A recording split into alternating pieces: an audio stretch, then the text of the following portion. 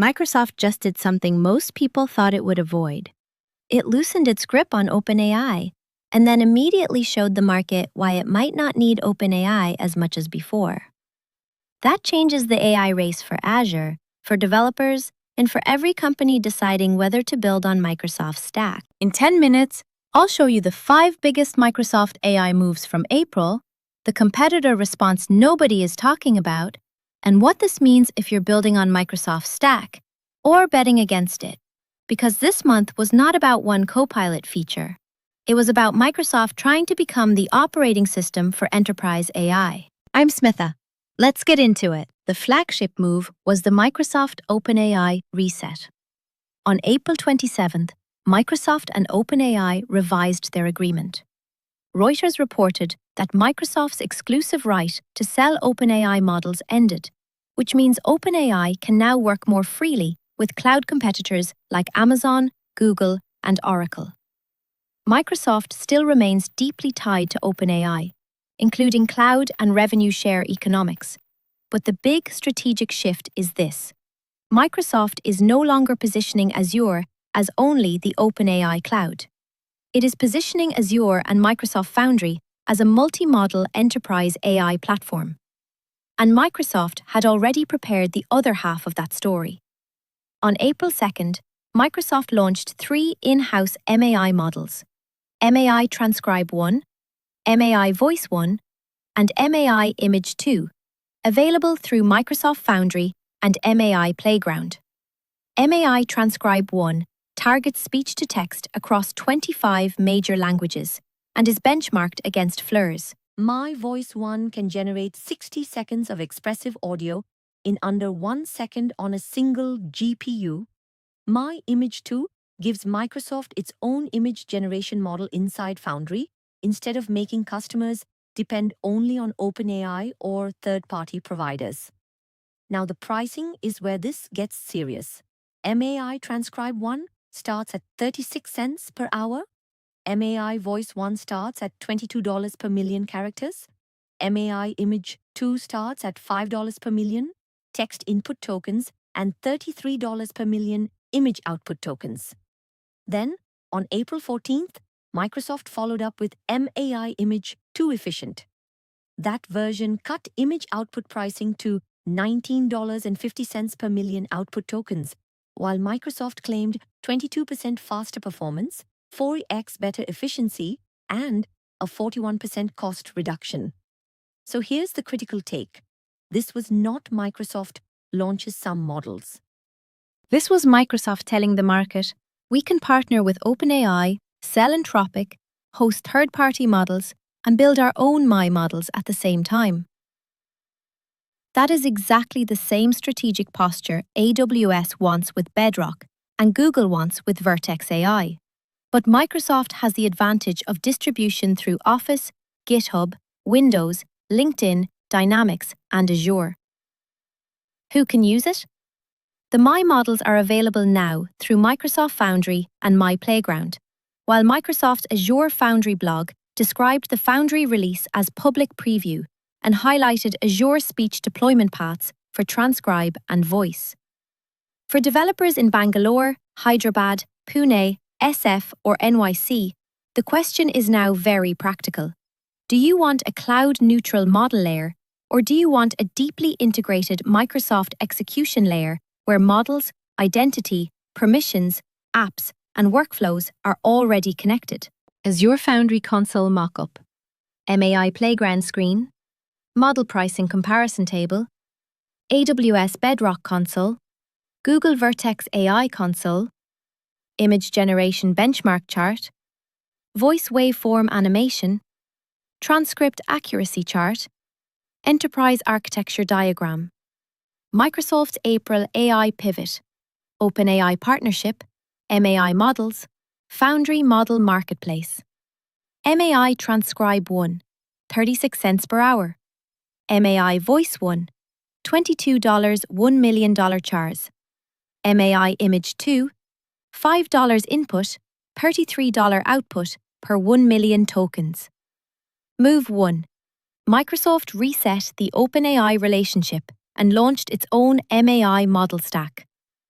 Takeaway: Microsoft wants Azure Foundry to be a multi-model enterprise control plane, not just an OpenAI resale channel. Move 2. Copilot became more agentic inside Word, Excel, and PowerPoint. On April 22nd, Microsoft made Copilot's agentic capabilities generally available in Word, Excel, and PowerPoint. The important part is not that Copilot can chat. We already had that. The important part is that Copilot can now take multi-step, app-native actions directly inside documents, spreadsheets, and presentations. Microsoft said engagement increased 52% in Word, 67% in Excel, and 11% in PowerPoint. New user retention increased 11% in Word, 50% in Excel, and 36% in PowerPoint. Satisfaction also rose across all 3 apps. This is Microsoft's strongest answer to Google Workspace with Gem-a-ni. Curious. Google can put Gem-a-ni next to Docs and Sheets, but Microsoft is trying to make Copilot act inside the work artifact. For finance teams in New York, consultants in San Francisco, and IT services teams in India, that matters because the workflow stays inside the same enterprise trust boundary. Move 3. Microsoft paired this with enterprise deals and partnerships. The biggest customer proof point was Accenture. Reuters reported that Microsoft is rolling out Microsoft 365 Copilot to roughly 743,000 Accenture employees, the largest enterprise Copilot deal yet. That matters because Microsoft is still fighting the criticism that Copilot is expensive, overhyped, and underadopted. Accenture gives Microsoft a global enterprise reference customer at massive scale. And in marketing, Microsoft expanded its Publicis Group partnership to build an agentic marketing stack. The solution combines Microsoft Azure, Copilot Studio, Agent 365, Microsoft IQ, Publicis Sapient, Body, and Epsilon Identity Data. Translation: Microsoft does not just want to sell models. It wants to own the workflow layer for marketing operations, commerce, customer engagement, and campaign optimization. Publicis logo, marketing funnel turning into agent workflow. Epsilon Identity Graph, Microsoft 365 Copilot dashboard. Copilot goes from sidebar assistant, app-native execution layer. Move 2. Copilot became app-native in Word, Excel, and PowerPoint. Move 3. Accenture and Publicis showed Microsoft's enterprise AI go-to-market strategy.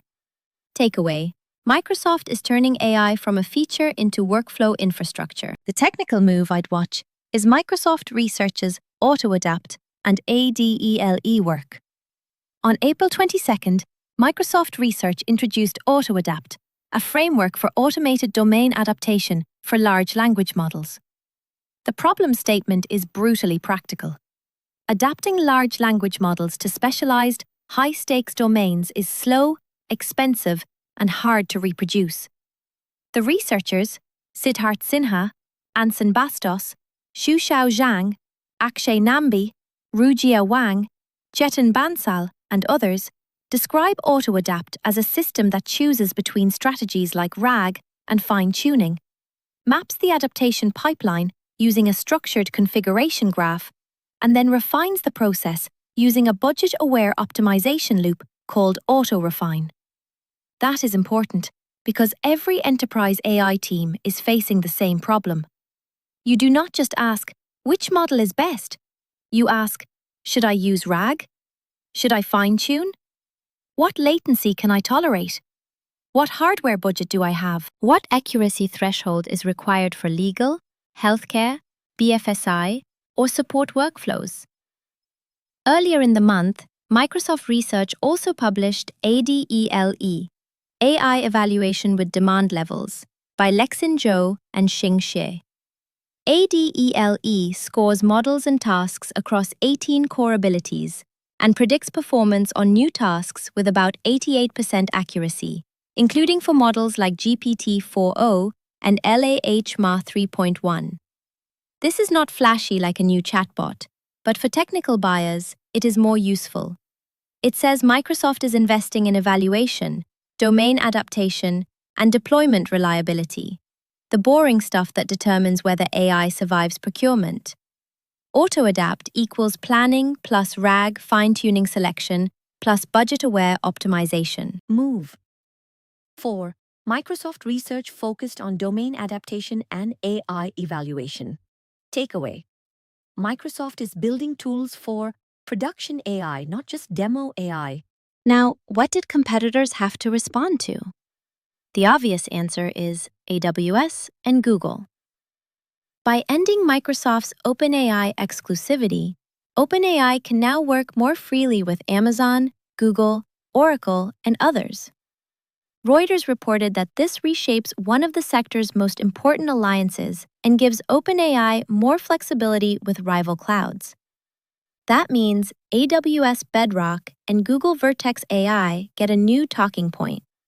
We are neutral model platforms, and even OpenAI is no longer locked only to Microsoft. But Microsoft's response is, fine, we are also neutral, and we own the enterprise apps where the work happens. That is the real fight. AWS has Bedrock. Google has Vertex AI and Gem, NI. Salesforce has Agentforce. Adobe has Firefly and Experience Cloud. But Microsoft has GitHub for developers, Microsoft 365 for knowledge workers, Dynamics for front office, LinkedIn for recruiting, Azure for infrastructure, and now Foundry for model orchestration. So the competitive response is not one press release. It is the market being forced into a new benchmark. Can your AI platform execute inside the customer's actual workflow? If you are betting against Microsoft, your best argument is cost and complexity. Microsoft's stack can become expensive, bundled, and hard to unwind. If you are betting on Microsoft, your argument is integration, identity, governance, apps, models, and enterprise data in one place. The new AI cloud test, model choice plus workflow execution plus governance. Move 5. Microsoft's OpenAI reset forced the AI cloud race into multi-model competition. Takeaway. AWS and Google gain a neutrality argument, but Microsoft still owns distribution.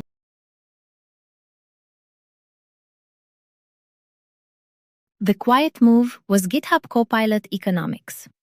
On April 13, GitHub Copilot added data residency for US and EU regions and FedRAMP authorized model infrastructure for US government customers. That means inference processing and associated data can stay inside the selected geography, with EU residency aligned to Microsoft's EU data boundary. Then, on April 27, GitHub announced Copilot is moving to usage-based billing starting June 1st. Instead of counting premium requests, Copilot plans will include GitHub AI credits, and usage will be calculated based on input tokens, output tokens, and cache tokens using model-specific API rates. This sounds like a billing update. It is not. This is Microsoft admitting that agentic coding is not the same cost structure as autocomplete. A quick chat, a code review, and a multi-hour autonomous coding session cannot all be subsidized forever under the same flat-rate mental model. Thoughtful? For developers in India, this matters immediately. A small startup in Pune or Hyderabad using Copilot agents heavily may need to watch token consumption the same way cloud teams watch compute spend.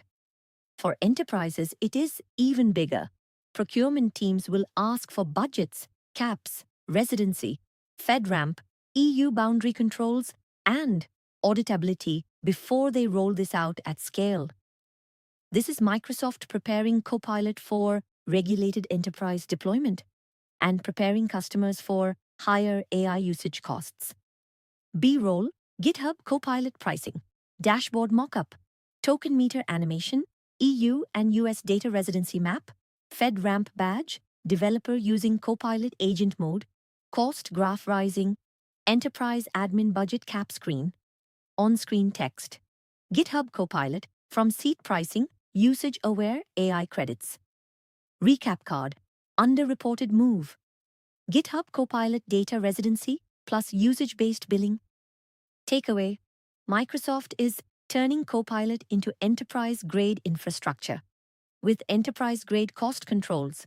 So, what does this month tell us about Microsoft's 12-month AI plan? Microsoft is moving from Copilot everywhere to something bigger, a multi-model AI operating layer. The pieces are clear: Foundry for models, Copilot Studio for agents, WorkIQ for enterprise context, GitHub for developers, Microsoft 365 for execution, Dynamics for customer workflows, and Azure for infrastructure. WorkIQ's public preview is especially important because it exposes the intelligence layer behind Microsoft 365 Copilot through A2A, MCP, and REST interfaces, while preserving permissions, compliance, and governance.